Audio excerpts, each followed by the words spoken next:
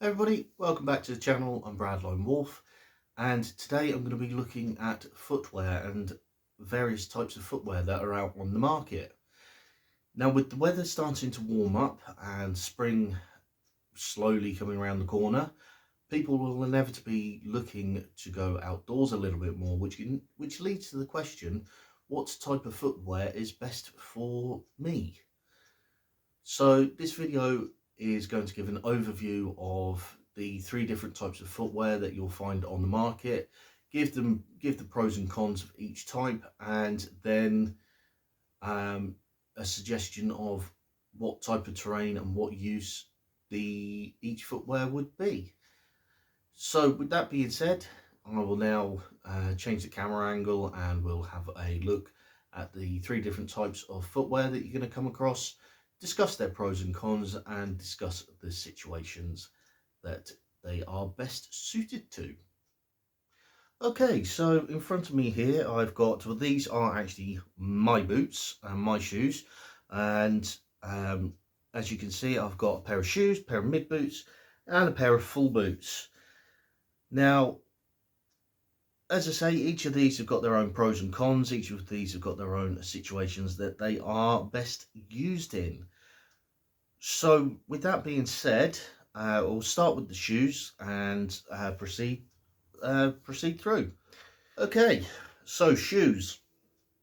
These are my own Salomon XA Pro 3Ds. I've actually done a video on these when I first got them. They are about 18 months, 2 years old now, so I will need to look at replacing them probably before the end of the year. But that's not what this video is about. So I'm going to use the word trainers as that's the word I've grown up with. For everybody across the other side of the Atlantic, trainers are sneakers. So the advantage of these over trainers is that they offer more support than an ordinary trainer would. The way they do this is running up the midsole, they have a plastic or fiberglass plate. Now these have slowly evolved into a chassis which actually holds the foot in place better than what a trainer would. So obviously that means you get the advantage, the pro of them being stiffer and more supportive without actually gaining any weight or much weight. You get the options with a lot of these shoes of them being waterproof or non-waterproof. Now there are advantages and disadvantages to having waterproof and non-waterproof shoes. I'm not going to go into too much detail here as to the advantages and disadvantages of waterproofing, but what I will say is that these shoes, these particular ones, they are waterproof, but because they're only that tall, you go through a deep puddle or you go into a very wet area, your feet are going to get wet anyway. So is there much point in having waterproof shoes? That is a decision you can make, and that's not one I'm going to advise you on, because everybody will think differently.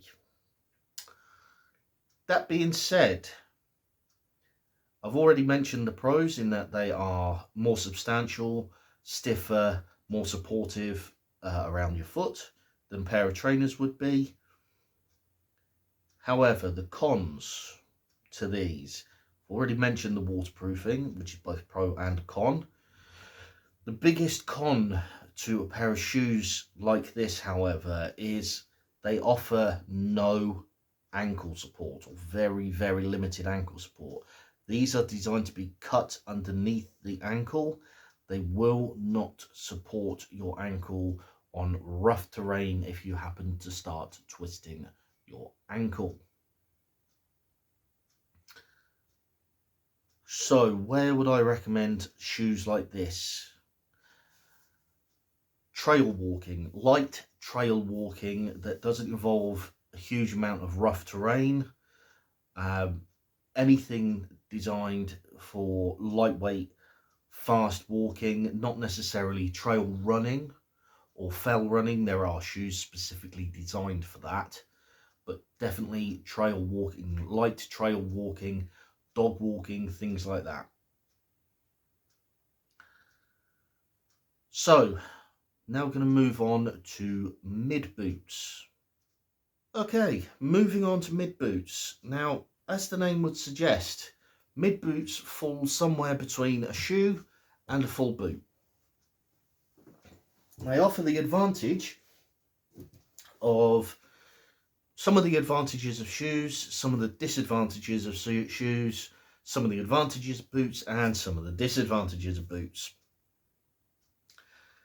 The idea of mid boots came about basically for people who wanted a general all-round pair of boots that were more supple than a full pair of boots, that didn't require as much breaking in as a full pair of boots, and could be worn more or less every day. That was the idea behind mid boot, and as such, as I've already said, and they get both the pros and the cons of more or less both other types of footwear. Now, these are my personal Salomon XA Ultras. They are more or less the mid-boot version of the shoes that I have. Now, I say more or less, there is obviously big difference between them, but we are not looking at specific manufacturers in this video. We are just looking at an overview. So with mid boots, they tend to be stiffer than shoes, as they have a proper chassis or fiberglass or plastic plate running up the midsole here to add that rigidity and that stiffness. With that comes the advantage of obviously better ankle support as well. And they tend to also be slightly bigger in volume, and that's the space that you put your foot in, than shoes or trainers would be. Now, all of this adds up to an all-round boot that tends to be more comfortable than a full boot, not as comfortable as a shoe, has better ankle protection than a shoe, but not quite as much as a full boot, and tend to be more wearable, more supple than a full boot at the same time. With mid boots, they all tend to be waterproof. It's very rarely that you get a non-waterproof pair of mid boots. Now, saying that, I actually have got a pair of non-waterproof mid boots. I've still got them. They have their advantage. I've not put them on here because, as I say, we're just looking at an overview. With mid boots and having waterproof mid boots, because of their height, their relative height to the shoe, they offer obviously better waterproofing. That isn't to say they have got amazing waterproofing, because again, once you go over that sort of depth of water, your feet are going to get wet. Now, that is the same with full boots, but I'll come on to that in a minute. The main disadvantage to the mid boots, however, is although they offer better ankle support than a shoe, they do not offer the same ankle protection or the same ankle support as a full pair of boots, which is something you have to be aware of. So, with that being said, what would I recommend mid boots for? Mid boots are primarily for a first pair of boots. They are for harder, more difficult terrain when you start going up fells and hills. Not necessarily mountains. There are some mountains that these would be suitable for, but these are more suitable for fells, hills, generally heavier walking, multi-day lightweight walking. They're kind of, as the name would suggest, they're the jack of all trades but master of none. If you wanted a first pair of boots, your very, very first pair of boots, I would definitely recommend going for mid boots as opposed to full boots, but you have to remember that they are not designed to take on hills like the Alps or the Himalayas. You even struggle to do the Welsh Mountains and the Scottish Highlands in a pair of mid boots. For those, I would definitely recommend a full pair of boots as well. So that is the pros and the cons and the best situations for mid boots. So now we'll move on to full boots and discuss an overview of them. Okay, so last but not least are full boots. Now, it might come as a little bit of a surprise, but these are actually an Italian brand called Asolo and not Salomon. Now, the reason I bought these over a pair of Salomons was when I tried these on, these were actually a better fit than Salomon and they felt more comfortable on my feet straight away. However, that's outside the scope of this video because that's looking at specific manufacturers, and I'm just doing an overview of the different types of footwear you can get. Now, with full boots, the idea is to offer as much ankle support as possible. The idea is to help reduce the risk of spraining or twisting an ankle. Won't stop it completely, but it will reduce the risk quite significantly, particularly when you compare them to mid boots, shoes and trainers. The other advantage is the technology that tends to go into a pair of full boots over a pair of mid boots and shoes is greater. Now, a lot of people will be saying, well, what technology is there? Is rubber and leather or fabric that you just stitch together? You'd actually be quite surprised. When I come to do the chassis, I will talk about the technology and the corrective technology that goes into the chassis to help correct your foot placement and the way your foot rolls. Again, I'm trying to avoid technical terminology here in this video. So, as I've already mentioned, you've got full ankle support. The boots themselves, the fabric that they're made of, tend to be of fairly thick, fairly substantial, either leather or fabric. These happen to be fabric. That support the foot and protect the foot all the way through from the top all the way down to the toe cap. Now, the toe caps on these, in fact all three that I've shown you today, they have got a rubber toe cap, which adds not only waterproofing but also obviously a little bit of protection for your toes. There are some boots out there, mid boots and shoes, that tend not to come with a rubber toe cap. Most boots, however, do. So you've got the ankle support, you've got the full support and protection throughout the boot. These happen to be waterproof. Again, you can get non-waterproof boots. Non-waterproof boots do have an advantage, but I'm not going to go into it here. So you've got the ankle support, the support and the fabric itself. You also have a fairly substantial chassis throughout the midsole. And now, Asolo is one of the few companies that do this, but they are increasing.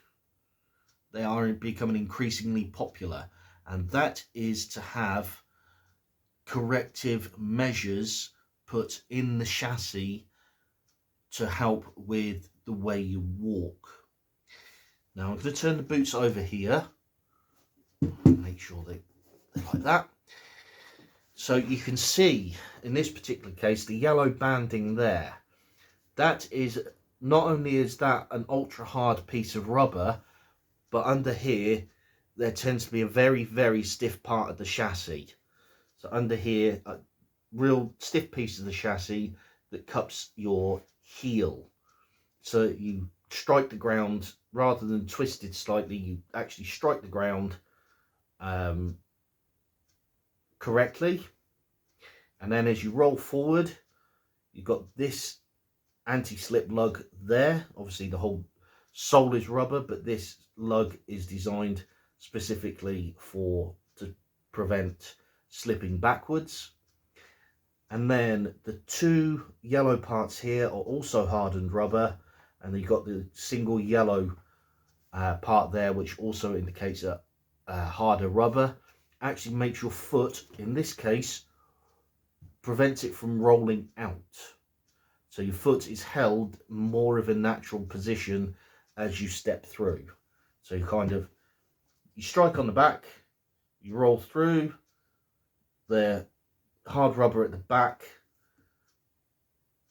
corrects what your foot is doing. You roll through. This lug here is not only anti-slip, but helps prevent roll in the midfoot. And as you push off, as you roll onto the front, the boot actually corrects your foot back into a natural position, and then you can push off as you would normally. Now, as I say, it's not very obvious in the Azaloy boots. There are a pair of boots out there that are better, and I think they're a pair of marmots. And they actually have a snake. Say it's snake. It's actually a different piece of coloured rubber that starts somewhere around here and then snakes all the way back around there. So they do put a lot of thought and effort into full boots. And with that being said, the boots, full boots, are obviously designed for quite hardcore walking, not only low level walking, but mountains, anywhere that snow is not about. Obviously with snow you'd need more specialized boots that are crampon compatible, which I don't have a pair of.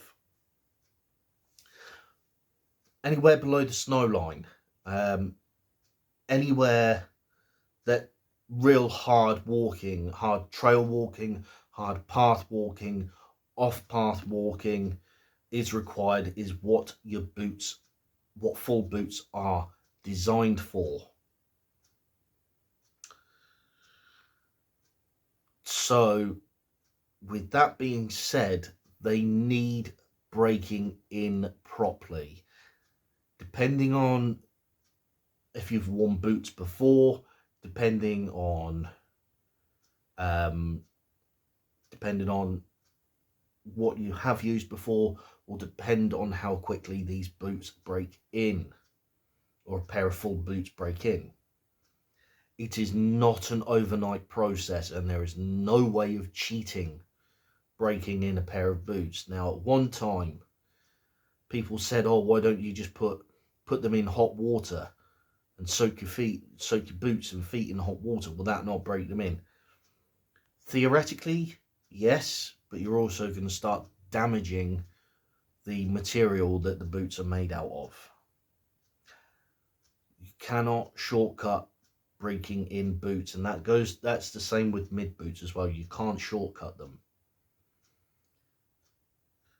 So with that being said, that's a full overview of the 3 different types of footwear that you'll most commonly come across.